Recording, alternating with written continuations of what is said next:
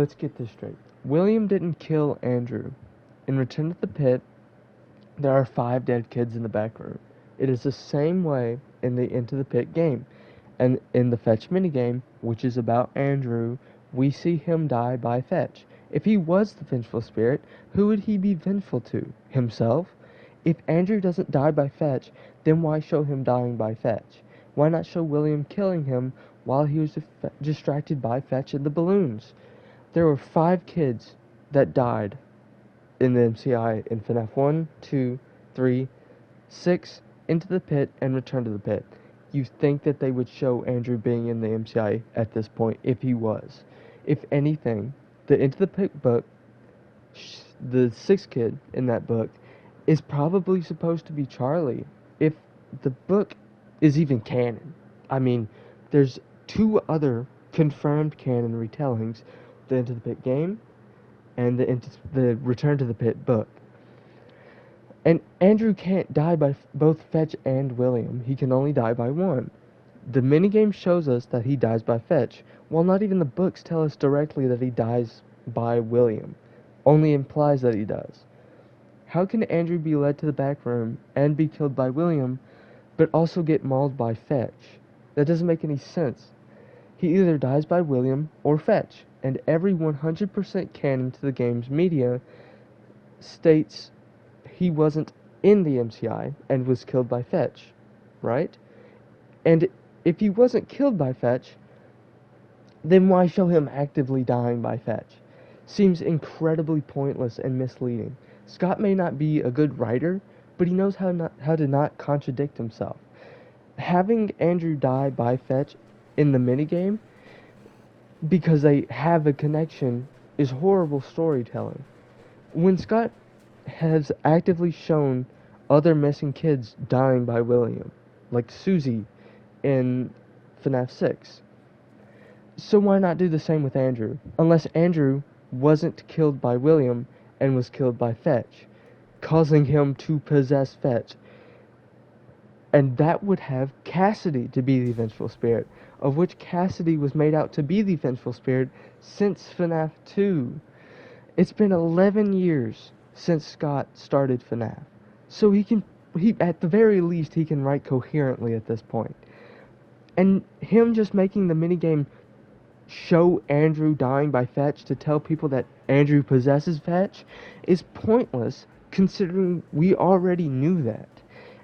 And to mention the Toy Chica cutscenes, they're already cryptic enough to the point to where you can't just say Andrew is one of them. The bite victim could be one. Elizabeth could be one. Mrs. Andrew's kid from the week before could be one of them.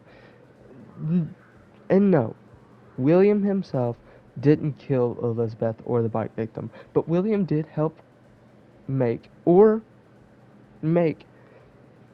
as you know, Henry made Fredbear, not William, the animatronics that would go on to kill both bite victim and Elizabeth, which would count as him killing them. And like I said, Fetch killing Andrew just because they are connected is actively pointless. Andrew does possess Fetch. In fact, in the books, it is said that he just possesses him. There's no reason why Andrew gets into Fetch. He just does.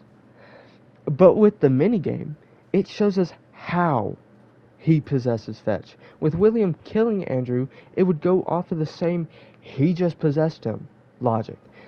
Then who would be the vengeful spirit?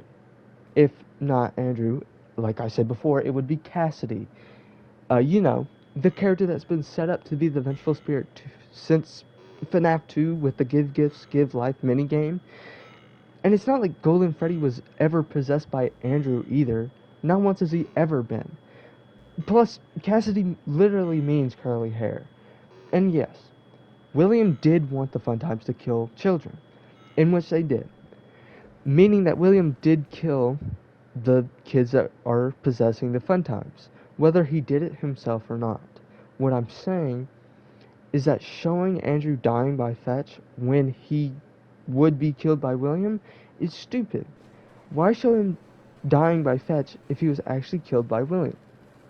And you can't bring up that it is to show that they have a connection, because, like I said before, we already knew that. There would be no point to the minigame unless Andrew did die by Fetch and not by William. I mean, Millie does die in Funtime Freddy in both the book and the minigame. Otherwise, there would be no point to the Count Away's minigame. If not to say the Funtimes are possessed by their own children and Millie is Bon Bon. And hey, there's nothing saying that Cassidy is specifically male or female. Their gender is more up to the person, uh, doing their own thing and making their own timeline than actual evidence. Unless you want to count the movie, then it's pretty solid that he's a boy. And for my final point, the Into the Pit game is about the novel Into the Pit, and in the game, there's a To Be Beautiful minigame and a Count the Ways minigame. So why make a fetch minigame unless it means something more important than the others?